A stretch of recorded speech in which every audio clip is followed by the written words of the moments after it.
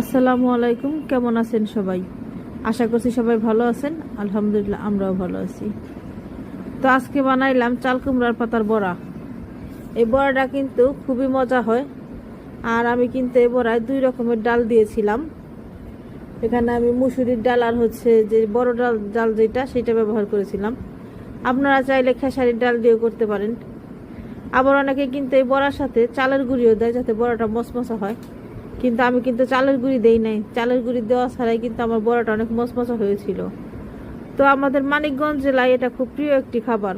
আপনাদের কোন কোন জেলায় এরকম খাবার খাওয়া হয় অবশ্যই কমেন্ট করে জানাবেন।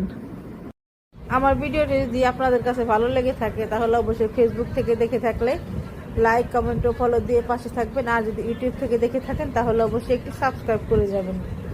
দেখেন আমার বড়াগুলো কিন্তু ভাজা হয়ে গেছে। দেখেন বড়াগুলো দেখতে কেমন সুন্দর ও লোভনীয় হয়েছে, বেশ মুচমুচেও হয়েছিল। আমার ভিডিওটি এতক্ষণ ধরে দেখার জন্য ধন্যবাদ সবাই।